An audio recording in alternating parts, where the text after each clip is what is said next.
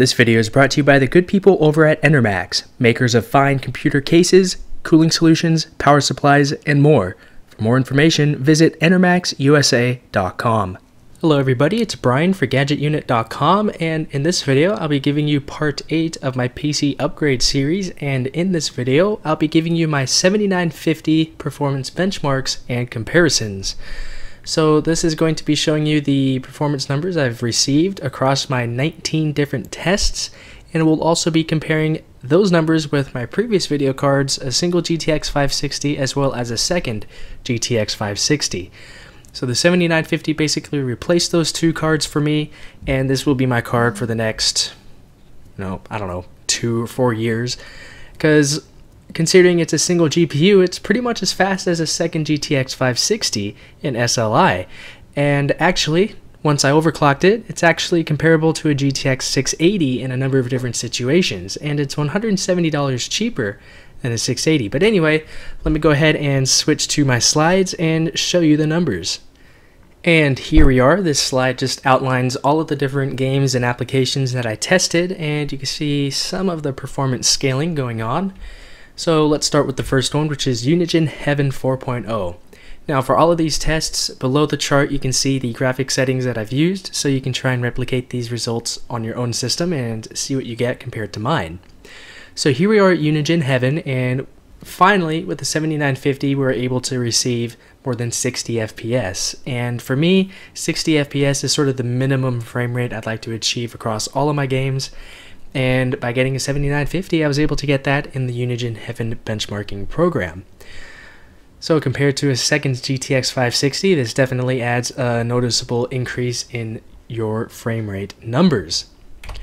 Next up, we have Unigine Sanctuary, and it actually performed slightly lower than adding a second GTX 560, but regardless, you're getting over 120 frames per second, which is more than enough for pretty much everybody.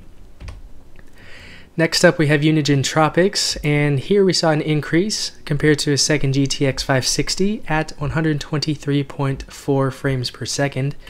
Moving on to Valley, which, like I mentioned in my previous video, is my favorite benchmark because it has a nice environment. Not quite any increase over a second GTX 560, but still pretty close to the 60 FPS point, so those results were pretty decent. Moving on to Battlefield 3, this game does not have an integrated benchmarking tool, so the asterisk next to the game name indicates that I had to create my own run. So I used a 90-second benchmark.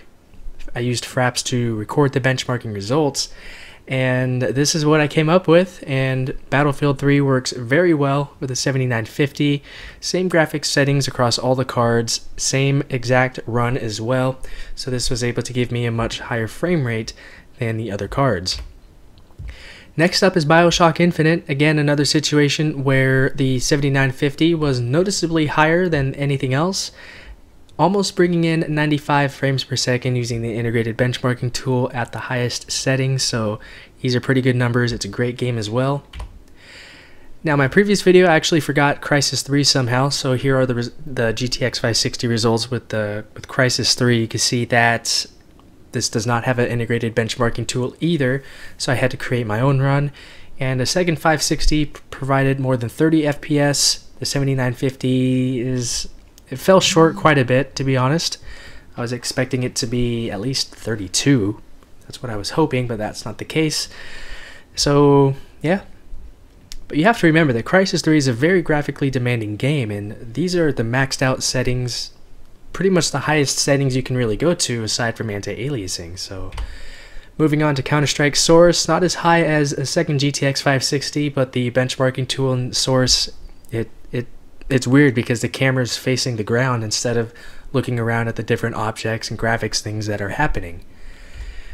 Moving on to Dirt 3, this game works really well with AMD's higher end graphics cards, which should be the case because AMD sponsors this game. That's why every time you open one of these Codemasters games, it brings up the AMD logo. Dirt Showdown also saw a very hefty increase in performance compared to a single GTX 560 and of course a second GTX 560. Moving on to F1 2012, with SLI, I actually saw a decrease in performance with the 560s, but the 7950 were able to bring me a very good frame rate at over 100. Next up is Far Cry 2. It's just a little bit lower than the second GTX 560, but still, we're getting over 160 FPS, which is, you know, not too practical unless you happen to have a 160 hertz monitor. But anyway, Far Cry 3, as I mentioned in my previous video, the saved game that I used didn't work.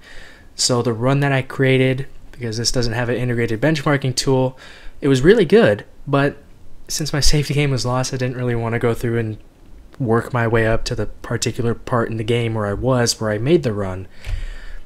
Grand Theft Auto 4 seems to have a frame rate limit of 65 FPS because, as you can see, even by adding a second 560, it doesn't really do anything, and adding a 7950 doesn't really do much as well. Next up is Just Cause 2. This game has its own integrated benchmarking tool, and it has 3 different runs to choose from. So here you can see the results from all 3 of them. Now the thing about this game is that it has some graphics features that are only available to NVIDIA cards, such as the bokeh filter and GPU water simulation, and those things could decrease performance quite a bit. So now that I switched to an AMD card, those options are not there. They're just completely missing from the graphics menu, so by having those 2 options off during the benchmarking runs, we were able to get much higher frame rates than with the NVIDIA cards. So this really isn't representative of what I would have liked to achieve, but I imagine that if this game supported AMD cards with those particular graphics features, I believe that the performance numbers still would have been higher than a 560 in SLI. Now Metro 23, I had to make my own run, and I think it was a pretty accurate run that I was able to easily recreate.